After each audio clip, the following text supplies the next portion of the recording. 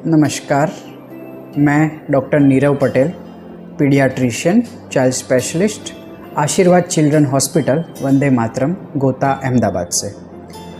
आज हम एक ऐसा टॉपिक डिस्कस करेंगे जो एक न्यूबॉर्न बेबी की जो ताज़ा जन्मा हुआ बच्चा है उसके लिए सबसे ज़्यादा इम्पॉर्टेंट है, बट उसके बारे में बहुत ही कम डिस्कशन होता है समाज में गिनो, और उसके बारे में कोई भी एजुकेशन नहीं होता है, ना कोई बुक्स में उसको पढ़ाया जाता है, परंतु वो बहुत ज़रूरी है और ये है ब्रेस्ट फीडिंग, माँ का दूध पिलाना। हमने कई बार देखा है कि बच्चों को माँ का दूध ना आने की वजह से बॉटल पे डालते हैं या ऊपर का दूध चालू करते हैं और वो बार बार बच्चे बीमार होते हैं और डॉक्टर्स की विज़िट लेनी पड़ती है। तो हम आज कुछ ऐसे टॉपिक्स में डिटेल में जाएंगे कि जिसके वजह से ये कोई मदर को फेस ना करना पड़े। तो सबसे पहले माँ का दूध क्यों ज़रूरी है बच्चे के लिए? तो सबसे इम्पॉर्टेंट है माँ का दूध कि वो बच्चों को लॉन्ग टर्म इम्यूनिटी देता है। माँ के दूध में लैक्टोफेरिन, IgA, लाइसोजाइम, ये सब कंपोनेंट्स रहते हैं कि जो बच्चे की लॉन्ग टर्म इम्यूनिटी के विकास के लिए बहुत ज़रूरी है। दूसरी चीज़ कि इसके अंदर कुछ फैक्टर्स रहते हैं जिसकी वजह से बच्चों का ब्रेन का डेवलपमेंट बहुत अच्छा होता है, उनका IQ, long term school performance, जो ब्रेस्ट फीड बच्चे रहते हैं उनका नॉन ब्रेस्ट फीड बच्चों से बहुत ही अच्छा पाया गया है। तीसरी चीज़ कि ये ब्रेस्ट मिल्क सिर्फ अभी नहीं, फ्यूचर के लिए भी बच्चों को बहुत सारी बीमारियों से बचाता है, जैसे अस्थमा है, एलर्जी है, न्यूमोनिया है, बार बार जो बच्चों को डायरिया होता है उसके अगेंस्ट में, ब्लड प्रेशर है, डायबिटीज़ है, उसके अगेंस्ट में भी बच्चों को प्रोटेक्शन देता है। मतलब माँ का दूध सिर्फ न्यूबॉर्न एज ग्रुप में ही नहीं, पूरा उसका लाइफ उसको प्रोटेक्ट करता है। और कुछ कॉमन चीज़ें जैसे कि माँ का दूध इजीली अवेलेबल है, जब भी बच्चा रोया माँ का दूध दे दिया, कहीं भी दे सकते हैं, और माँ का दूध के लिए अलग कोई कॉस्ट नहीं देना पड़ता। जैसे अगर ऊपर का दूध हम देते हैं तो तुरंत ही जब बच्चा रोया तो उसको बनाने के लिए भागना पड़ता है, पानी गर्म करना पड़ता है, बॉटल बनानी पड़ती है, बॉटल भी एक इन्फेक्शन का सोर्स बन जाता है बच्चों के लिए। तो ये सब चीज़ें जो है वो माँ के दूध का पॉजिटिव साइड है। ये तो बात हुई माँ का दूध का बच्चे पे असर।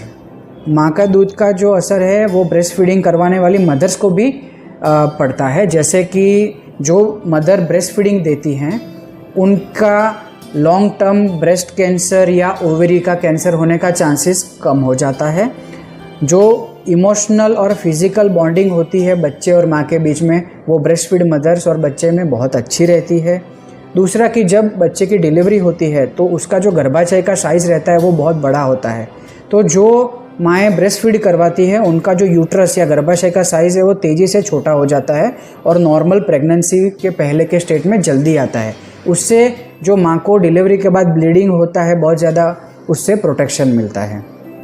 दूसरी चीज़ हो गई कि जो मदर ब्रेस्ट फीडिंग देती हैं उनका जो वेट होता है वो जल्दी रिड्यूस होता है। जो आजकल का हमारा जनरेशन है कि वेट के बारे में ज़्यादा कॉन्शियस होते हैं, तो जो ब्रेस्ट फीडिंग मदर देते हैं उनका वेट भी कंट्रोल में रहता है और जल्दी ही प्रेगनेंसी के पहले वाले वेट में पहुंच सकती है। तो ये हुआ ब्रेस्ट फीडिंग का एडवांटेज। अब हम कुछ ऐसा डिस्कस करेंगे कि ब्रेस्ट फीडिंग कब देना चाहिए। बच्चा डिलीवर हुआ तो कितने टाइम में ब्रेस्ट फीडिंग चालू करना चाहिए? तो अगर बच्चा नॉर्मल डिलीवर हुआ है तो विदिन हाफ एन आवर, आधे घंटे में ही माँ का दूध स्टार्ट कर सकते हैं। और अगर सिजेरियन सेक्शन है कि सिजेरियन से बच्चे का डिलीवरी हुआ है तो 1 घंटे में जब मदर को ऑपरेशन थिएटर से अपने रूम में लाया जाता है, आप इमीडिएटली ब्रेस्ट फीडिंग स्टार्ट कर सकते हैं। अभी कुछ स्टडीज़ हमारे ऐसे भी देखने को मिले हैं कि इमीडिएटली आफ्टर बर्थ बच्चे को माँ के चेस्ट पे रख दिया जाता है कि उसको फीडिंग स्टार्ट करवा सके, और उसमें बच्चे और माँ का बॉन्डिंग, बच्चे का जो ब्रेस्ट फीडिंग लॉन्ग टर्म चालू होना, वो सब बहुत इम्पॉर्टेंट इसमें कवर होता है। दूसरी चीज़ कि ब्रेस्ट फीडिंग के बारे में बहुत सारी मान्यताएं हैं कि एक एक करके हम जो मान्यता लेंगे कि फर्स्ट ऑफ ऑल कि स्टार्टिंग में जो ब्रेस्ट मिल्क आता है वो बहुत गाढ़ा और येलो रहता है, तो वो दूध को विच मिल्क कहते हैं और उसको फेंक देना चाहिए क्योंकि वो स्टोर मिल्क माँ के दूध में रहा है, उसको बच्चे को कॉम्प्लिकेशन करता है। वो ऐसी चीज़ नहीं है। वो चीज़ बहुत इम्पॉर्टेंट है जिसको कोलोस्ट्रम बोलते हैं। वो एंटीबॉडीज़ से भरपूर रहता है। थोड़ा तो थोड़ा जो भी माँ का दूध स्टार्टिंग का पहले 2 दिन या 3 दिन का आएगा उसको बच्चे को अवश्य पिलाए, क्योंकि ये उसका लॉन्ग टर्म इम्यूनिटी के लिए बहुत ज़रूरी है। दूसरा कि एक मान्यताएं हैं, जैसे दादी माँ बोलते हैं कि डिलीवरी हुआ है सिजेरियन के 2-3 दिन बाद ही माँ का दूध चालू होता है, तब तक बच्चे को टॉप फीड दे दो। ये चीज़ गलत है। माँ का दूध इमीडिएटली स्टार्ट हो जाता है और उसका ट्रिगर पॉइंट है, अगर बच्चा सक करना चालू करेगा माँ के निप्पल पे और एरियोला पे तो ही दूध सिक्रेट होता है। तो आप जितना जल्दी हो सके उसका फीडिंग चालू करवाओ, जिसकी वजह से उनको आगे जाके तकलीफ़ ना हो कि दूध कम पड़ रहा है। काफ़ी मम्मी का कंप्लेन होता है कि मेरे बच्चे का दूध नहीं दे पा रही हूँ, मेरे बच्चे को मैं ब्रेस्ट मिल्क इसीलिए नहीं दे पाती कि मेरे को दूध कम आ रहा है। दूध कम आ रहा है ऐसी चीज़ कुछ भी नहीं होती है। अगर आप पॉजिटिवली सोचें तो मदर को डेफिनेटली मिल्क आएगा, बच्चा जितना सक करेगा उसका, और मम्मी जितना पॉजिटिव सोचेगी तो माँ के ब्रेन में ऑक्सीटोसिन और प्रोलैक्टिन हार्मोन रिलीज होंगे जो माँ का दूध डेफिनेटली बढ़ाएंगे। पर हमको आराम करना है मम्मी को और अच्छा पॉजिटिव सोचना है, उसके ब्रेस्ट मिल्क डेफिनेटली आएगा। और कभी कभी माँ को ऐसी कंप्लेन होती है कि माँ का निप्पल जो होता है ब्रेस्ट मिल्क का देने के जो जगह है वो छोटा रहता है या इन्वर्टेड रहता है। तो इसके बारे में आप जब भी डिलीवरी होने से पहले भी गायनेकोलॉजिस्ट जो रहते हैं आपका, उनका सलाह ले सकते हैं। उनकी प्रॉपर एक्सरसाइज होती है, उनका प्रॉपर टेक्निक होता है सिरिंज से उसको बाहर निकालने का, वो सब आपको सीखना है। दूसरा कि काफ़ी मदर्स की कंप्लेन होती है कि बच्चा जब सक करता है तो पेन बहुत होता है निप्पल में, क्रैक निप्पल हो जाती है।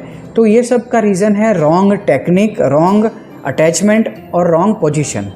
तो अगर बच्चा प्रॉपरली निप्पल पे सक नहीं कर पाएगा तो ये प्रॉब्लम होती है। तो उसको हमेशा निप्पल के साथ साथ पूरा एरियोला कवर होना चाहिए, और ऐसा ही सकिंग करेगा तो आपको प्रॉब्लम नहीं होगी। मैं इस लेक्चर के अंत में 1 या 2 स्लाइड्स ऐसे दिखाऊंगा कि जिसमें बच्चे को ब्रेस्ट फीडिंग के टाइम पोजीशन कैसे देना है और बच्चे का जो अटैचमेंट होता है निप्पल के साथ वो कैसे करवाना है। तो इन शॉर्ट, माँ का दूध 6 महीने तक एक्सक्लूसिवली सिर्फ माँ का दूध पिलाओ, और अप टू 2 इयर्स आप माँ का दूध दे सकते हैं। 6 महीने बाद ऊपर का चालू कर सकते हैं, बट माँ का दूध तो आप कंटिन्यू रख सकते हैं। इसके अलावा भी अगर आपको कुछ क्वेरी है तो आप कमेंट सेक्शन में जाके उसमें आप अपना क्वेरीज डाल सकते हैं, मैं आपका डेफिनेटली उसका रिप्लाई करूँगा। Thank you.